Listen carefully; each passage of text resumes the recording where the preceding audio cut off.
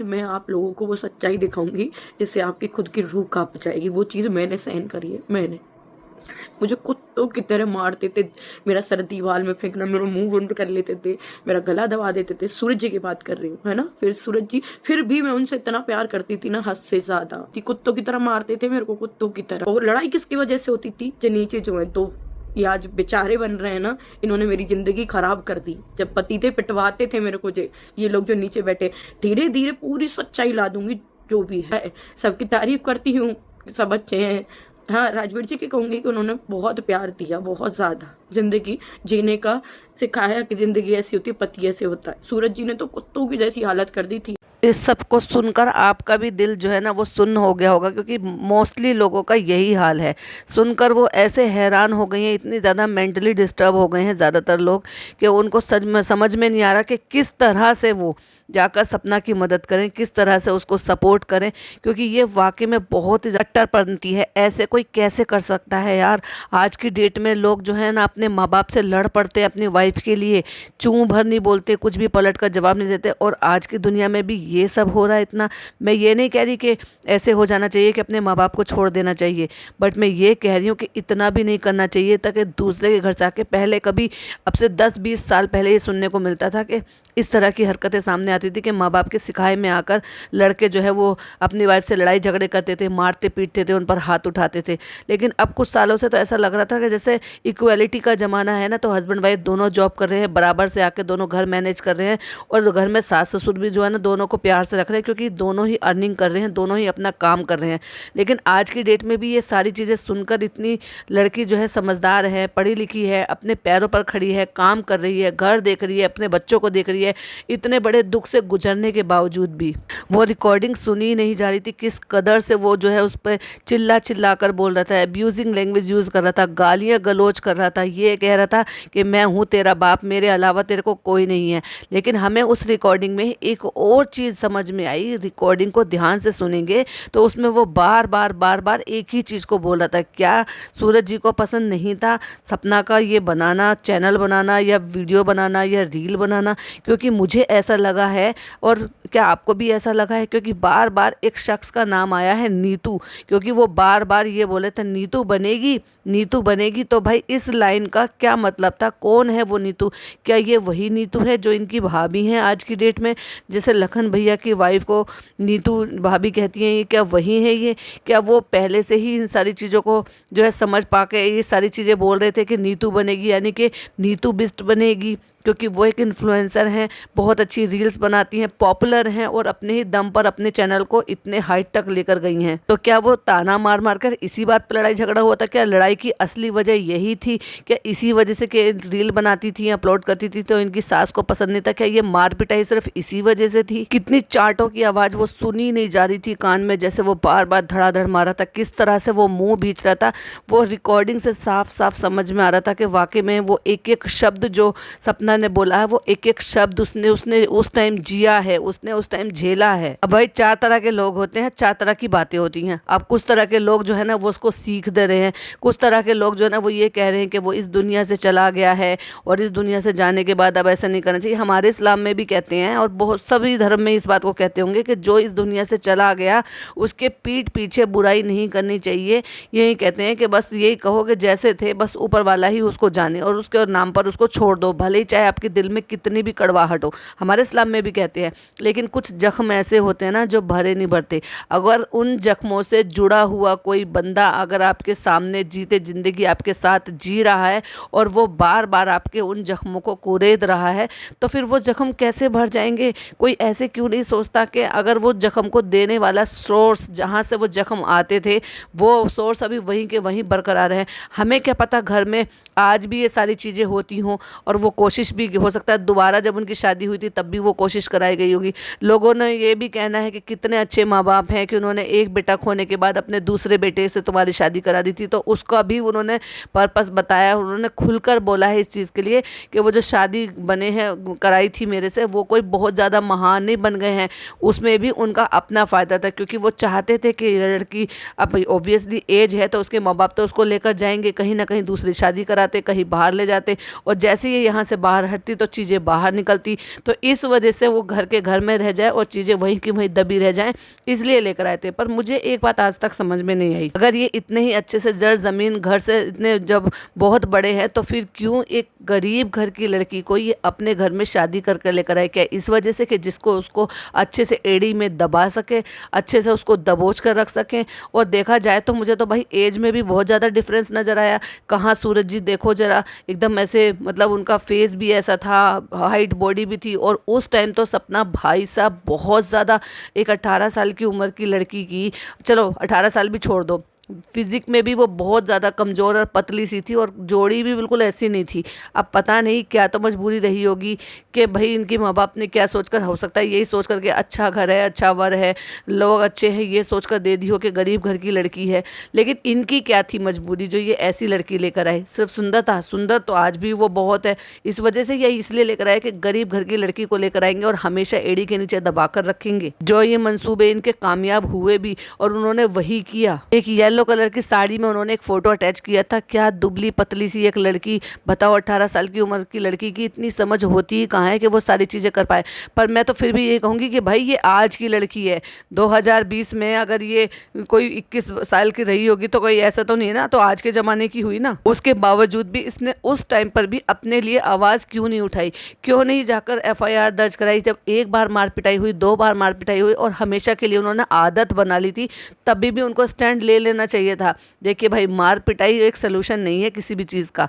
तुम छोटी छोटी सी बातों में हाथापाई करो, बातचीत से जो चीज़ें सॉल्व हो सकती हैं, लेकिन अगर किसी का पर्पस ही यही हो कि इसको मार पिटाई करके धमका के इसको रखना है, देखिए असली बात का तो समझ में नहीं आ रहा है। क्योंकि यहाँ से अब अभी बहुत सारे लोग ये भी कह रहे हैं कि ये भी उसमें जबान चला रही है, ये भी उसमें मुजोरी कर रही है, ये भी उसमें बहुत कुछ बोल रही है। तो क्या चाहते हो कि एक तरफ से बंदा पिटता रहे, दूसरी तरफ से वो बोले भी ना? उसमें आपको इसकी ज़बान चलाता हुआ तो आपको सुनाई दिया, लेकिन उसकी चटापटी चांटों की आवाज़ नहीं सुनाई दी। उसको उसकी इस दर्द को महसूस नहीं किया जो वो 4-5 महीने की प्रेग्नेंट थी और उस टाइम पर उसको मारा पीटा गया था। शर्म नहीं आई उसको? ये कहते हैं कि जानवर भी अगर प्रेग्नेंट होता ना, उसकी भी एक्स्ट्रा केयर की जाती है, और ये तो भाई इंसान है। और खुद की बीवी थी तो कैसा आदमी था कि उसको जरा भी मोहब्बत, चलो बीवी से छोड़ दो, अपने होने वाले बच्चे से भी मोहब्बत नहीं थी, जो उसकी भी परवाह नहीं की। लोगों ने एक बात और भी पकड़ी, लोगों ने कहा कि पहले इन्होंने कहा कि 4 महीने और बाद में उन्होंने कहा कि 6 महीने प्रेग्नेंट। देखो भाई, वो हो जाता है 4 से 5 महीने के बीच का, नहीं एग्जैक्टली डेट याद रही होगी, ये बात पकड़ने की होती है। बात ये होती है कि प्रेगनेंसी में उस बंदे का हाथ उठा कैसे, उसकी हिम्मत इतनी कैसे हो गई कि उसने इसको इतनी बुरी तरह से मारा कि गला दबा के मारा, मुंह भींच के मारा, चांटे, मतलब लिटरली यार आवाज़ आ रही थी उसमें चांटों की, किस तरह से वो बोल रही थी, वो चीख रही थी, चिल्ला रही थी, दादाजी मुझे बचाओ। उसका मुंह बंद कर रहे थे कि जिससे कि वो चीखे चिल्लाए ना। हम तो सोच सोच कर ही हमारी रूह कांप जाती है, और उसने वो सारी चीज़ें झेली हैं। बहुत सारे लोग ये कह रहे हैं अच्छा हुआ उसके कर्मों की सज़ा उसको मिल गई। तो देखो भाई, सज़ा की, कर्मों की सज़ा देने वाला इंसान कोई नहीं होता है। जिसका दिन तय कर रखा है ना ऊपर वाले ने, उसको उतने ही दिन की ज़िंदगी की मोहलत मिली है, और वो उतने ही दिन अपनी ज़िंदगी जी कर जाएगा।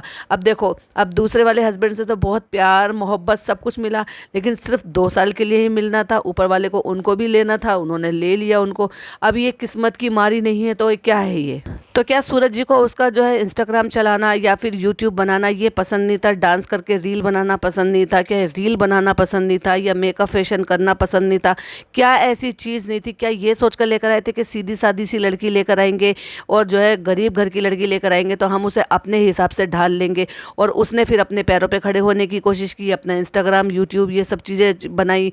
वो पहले से ही उन सारी चीज़ों को, आज के ज़माने में ये कब से चलता आ रहा है? इंस्टाग्राम तो बहुत सालों से चल रहा है। तो क्या यही एक रीज़न था कि वो, उनको इन सब चीज़ों का पसंद नहीं था? क्या इसी वजह से वो बार बार नीतू का नाम ले रहे थे? और नीतू का ही नाम क्यों लिया? देखिए, उन्होंने नीतू कहा बार बार। एक चीज़ मुझे समझ में नहीं आया, तो क्यों बार बार वो नीतू कहते, नीतू बनेगी, तू नीतू बनेगी। बार बार उनको मार रहे थे और बार बार एक ही बात बोल रहे थे, अब तुझे कौन बचाने आएगा? तुझे ना दादा बचाने आएगा, ना तेरा बाप बचाने आएगा, मैं हूँ तेरा बाप, और यहाँ वही होगा जो मैं करूँगा, मैं कहूँगा। और इतना सब झेलने के बावजूद भी वो उसी घर में रही, उनके साथ सारे काम करती रही और उफ नहीं किया, बाहर बातें बाहर नहीं निकाली। वरना एक पुलिस कंप्लेन होती और पूरी फैमिली जेल के अंदर हो जाती एक कंप्लेन पर, क्योंकि शादी को ज़्यादा दिन हुए नहीं थे, मार पिटाई के सबूत मिल जाते।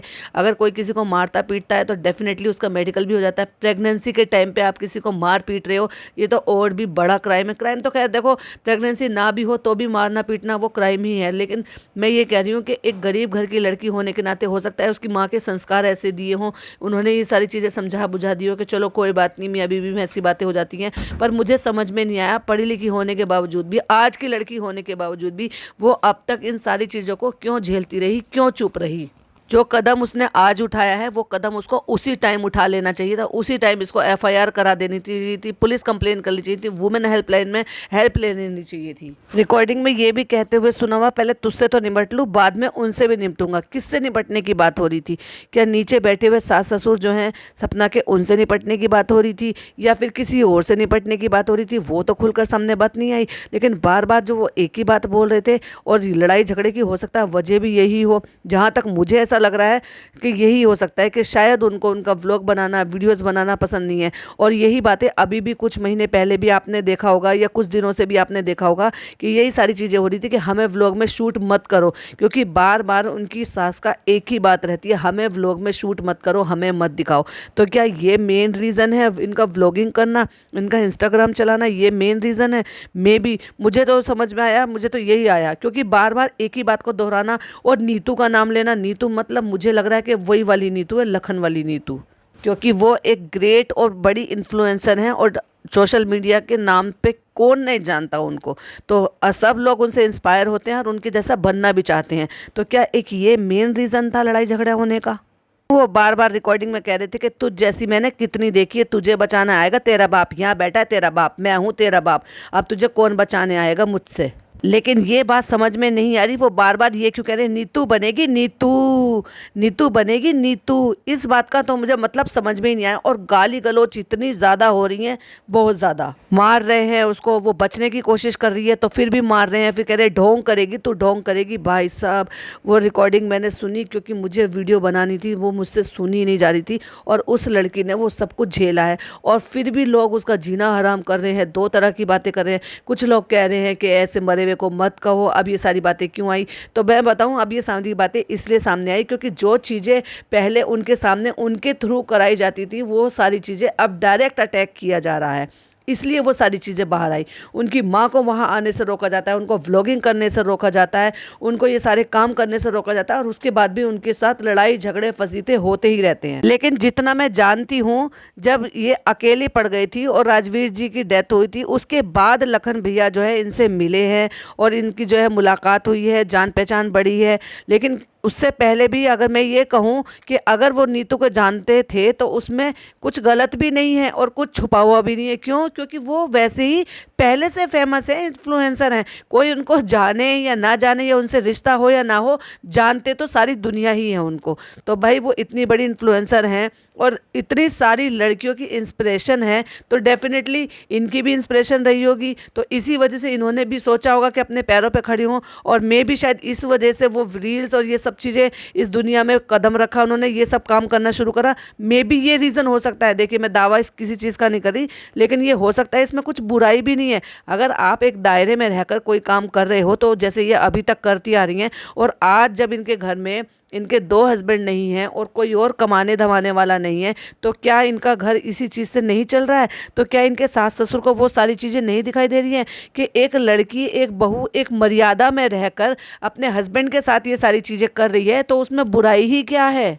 तो भाई मुझे जो लगा वो मैंने आपके साथ शेयर किया। आपको क्या लगा प्लीज़ मुझे कमेंट में ज़रूर बताइएगा कि जो मेरी ऑब्जर्वेशन है, जो मुझे लगा है, क्या रियली में वो वही है या मैटर कोई और है? क्या वो नीतू कोई और है या ये नीतू है? प्लीज़ मुझे कमेंट में ज़रूर बताइएगा। वीडियो पसंद आए तो लाइक शेयर कीजिएगा, चैनल पर पहली बार आए हैं तो सब्सक्राइब कीजिएगा। फिर मिलती हूँ एक और नई अपडेट के साथ। टिल देन बाय बाय, अल्लाह हाफिज़, टेक केयर।